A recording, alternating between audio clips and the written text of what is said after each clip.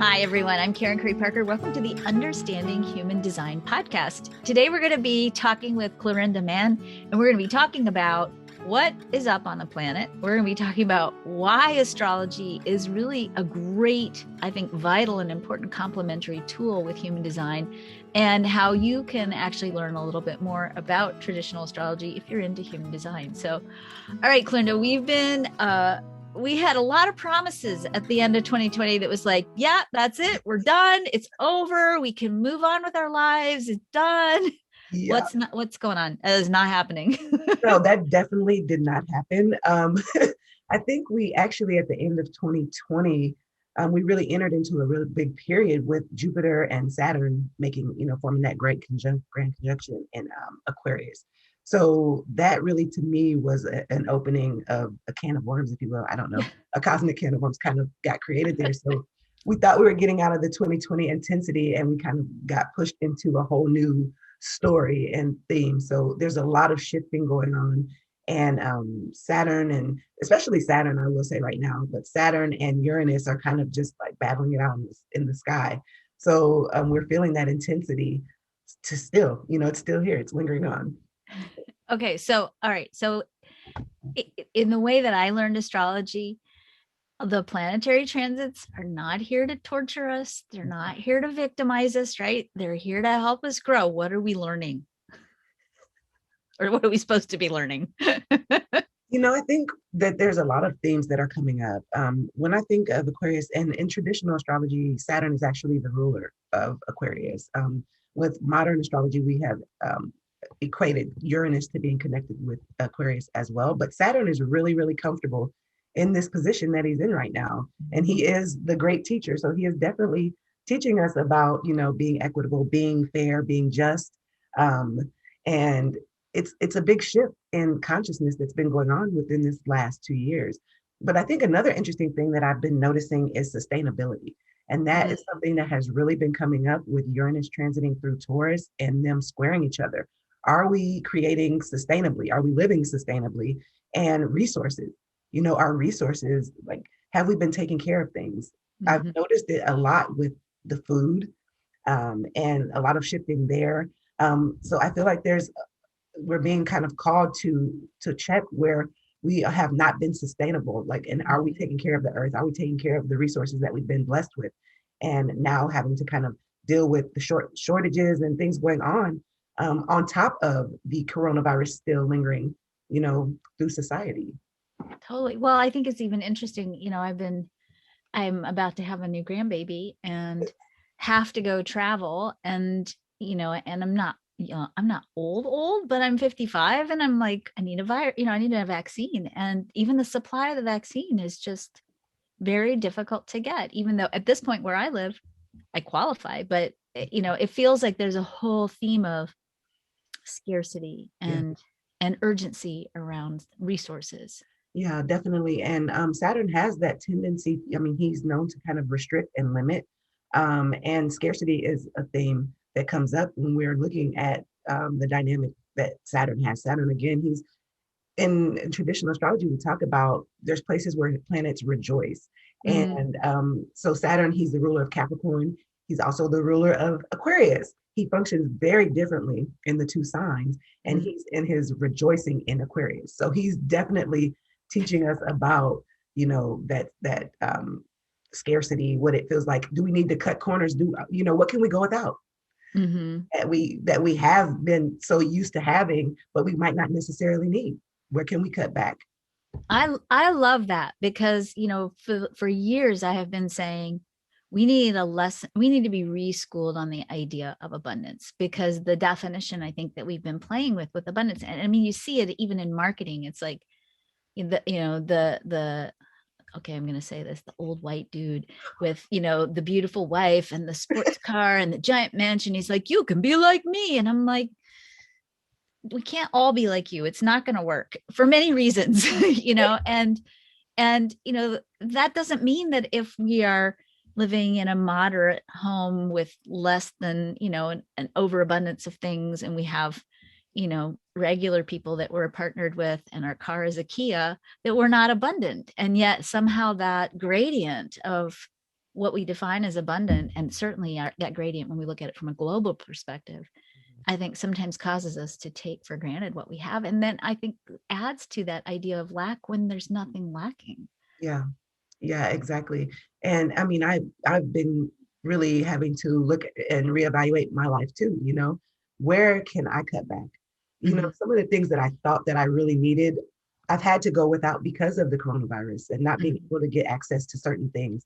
And, we couldn't go out and shop for, the way that we used to. I wasn't spending money the way that I used to. And I was like, wait, I'm still okay. I didn't really Yeah. actually need that. That was like more of a want rather than a need. And I actually find myself to be quite happy with what I have. I think it's helped me to come back and say, wait, I'm really blessed and I am abundant. Mhm. I'm very thankful for everything that I have. And, that's part of the lesson, I think, really kind of like reevaluating what abundance is for us and what do we really need to be sustainable? What do we really need to be happy? And whose scale are we measuring it against anyway? Yeah. Good question. Good question. Okay, so now for the really scary story. Okay. Where are we headed? Is it going to get any better? I think that we are in the midst of major cycles that will be going on for a period of time. I do think that there's going to be ebbs and flows in it. So there will be periods where things feel a little bit easier, and then periods where things are a little bit more challenging. And I honestly feel within the next, it's probably at least a 7-year process. There's a few major planetary transits that are occurring and returns that are occurring, especially like for the United States Mhm. itself, that are going to be impacting the way things go and the way that our country even functions. And of course, that will affect the rest of the world as well. So we're all impacted by these transits that are going on. But a couple years ago, it was in 2018, I believe, when we had that major eclipse that came across. This was one thing I was talking with somebody. I'm like, yeah, this is really fascinating that, that eclipse actually came all the way across the United States. Mhm. And we have another one set up to do that's the coming from the opposite angle in 2024. And it makes this huge X, right through the center of our country. That And I'm doesn't like, sound whoa, good. that That sounds sounds like a terrible. cosmic like timeout. Ruh-roh. But I don't mean it to, sound like doomsday. I just feel like it's this period of time where we really have to evaluate like what things are built on, where do we want to move forward, what do we want to change, where do we need to shift, how do we create sustainably for everyone, how do we create Mhm. just systems, so yeah, I think there's going to be a lot of deconstructing and reconstructing. Mhm. Mhm. I love that. I mean, I don't. It's not fun when we're in it. I know that. Right. And the thing that I've been thinking about a lot lately is, especially with all of the people that I have the privilege of having as students and as clients, I have the privilege of working with people that just have, I think, the purest of hearts. Mm. And, I think every single one of us, when we got here as kids, kind of had this sense of, there's this peaceful world that we're a part of building and that's coming. And I do think that, we have a certain bifurcation, if you will, in having to sort of move into the new and release some of the old and repair and heal some of the old. But I do think if we really look at it through the lens of human design, which of course has an astrological component, that we're in a really beautiful cycle that in the end is going to have a really amazing ending. It's going to really be the fulfillment of what we've been feeling in our hearts our whole lives. So Yeah, I agree. And that's one of the things I love what you've done with this community. It feels like family, it feels like home. And there is like that thread that you can see the similarity between almost everybody that's part of it. We mhm, all have that like that goal in mind, I think, mhm, creating a better place and knowing that we are capable of doing that. And I do think that at the end of it all, the outcome will be beneficial. It's just like pregnancy, really. When you're in labor, it is not pleasant, right? It's painful. right? We're in that part right now, like we're feeling the birthing pains of something new that's being born. And Mhm. after the baby comes, you're super happy. You forget about all the pain that you went through, because you're in that moment of this new life and you're filled with joy. It's like none of that happened. So when we get to the other side, I'm hoping that that's where we'll look back and say, you know what, it was all worth it. because look where we are now Yeah. and look what's been created. I love that. I really love that. And I've always said we're here to midwife the birth of a new world. So that works. So, well, all right. So talk to me for just a minute. Why I'm wondering how you think astrology and human design work together as complementary tools. So many ways. I mean, astrology, because you're my teacher for human design. So, of course, that astrology is a component of human design itself. But like for me personally, I see so many ways that it can be used. And I love that it was an experiment. This is an experiment. So as we move forward, we're still kind of seeing where they connect, because I see more connections all the time. But I think for me personally, human design has really helped me understand myself and how to even incorporate astrology into everything that I'm doing. But just when we're looking at like how they go together, I mean, when we look at the transits, when we look at the gates, they're in signs. And it's almost like traditionally, I was thinking about this the other day, because in traditional astrology, we have what we call bounds. And so the bounds are they're subdivisions within the sign. And it reminds me of the gates quite a bit. It's like the way that the gates are divided within one sign, sometimes two, but the bounds kind of do that as well. So now it's like, well, does this correlate? Does this go together? So it's kind of like this, it always does.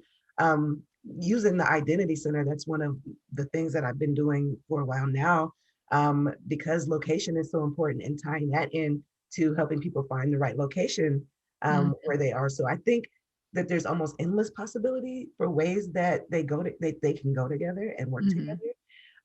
But yeah, so I just, it's wherever you want to go with it, I feel like. I always tend to think of like astrology is the what and human design is the how. It kind of tells you how you're going to master those themes. So you're getting ready to teach a brand new program about astrology. So tell us a little bit about this program. Yes, so it will be based on traditional astrology, and it's going to be, so the plan is for it to be a 5-week course right now, and it's going to be live interaction with everyone. The classes will be recorded, but we'll also be having live question Q&A sessions, so that I can make sure people are really integrating the things that are going on. So it's designed for people that are new to astrology. They don't have to have a background in astrology, but if they have had a background in modern astrology, it's for them too, because a lot of the traditional concepts are quite different than what we see in modern astrology. So kind of designed for you can go either way, whether you have no experience at all. I want to make sure that everybody is able to integrate and walk away feeling confident in being able to at least interpret a chart. So taking the signs, really learning about the planets and their traditional significations, learning about the signs, the houses, going really into depth about that. Also learning about sect, which is one of the things that is not really common in modern astrology, but is very important in traditional astrology. So there's either a night sect or a day sect. And depending like what time of day you were born, it will influence which planets are going to be most important in your life, which will be able to bring about the most benefit for you or create more challenge. And so really going into that, and then at the end of that, all integrating that information so that we can do interpretations. And so I think it's going to be interesting, and also a little bit different than what some people might have done before. I am so taking this class. So when is it? So it starts April the 7th, and at 2 p.m. So we'll be meeting on Wednesdays, because that is Mercury's day, and traditionally Mercury is connected to astrology. So for the 5 weeks, and right now we have it set for the Q&As to be on Tuesdays at 3 p.m. Central Standard Time. So I'm really excited. I think there's going to be a lot of opportunity for integration, and for us to work together, and people to have that live component when doing astrology and get feedback, I think is really crucial. It's something that I find valuable with my teachers that I've had in the past as well. So yeah. Awesome. So how can people learn more about it, or how can I go sign up? Where is it? So if you follow me on Instagram, they can click the link in my bio. I do have a place there where you can enroll. Also on my website, if you go to the upcoming event section, my website is astroenergetics.org. And at the upcoming event section, you can click there. There's a little bit of information about the course. It'll go into details about everything that's being offered and why traditional astrology, what makes it so different. And you can enroll there as well. Awesome. Okay, so astroenergetics.org. Mhm. And I know on Instagram you are also astroenergetics. So go find you, right? Is that right? It's it's astro energetic healing on On Instagram. IG. Yeah. So it's a little bit of Okay, hold on. I'm going to say this again so everybody can get it. So astroenergetics.org is your website. yes. Astro Energetic Healing on Instagram. So go Yes. find more information about Clarinda. And of course, if you're watching this on YouTube, the links are up above. So you can click on the links and go directly there. So you're going to see me in class. Oh, well, I'm looking, excited.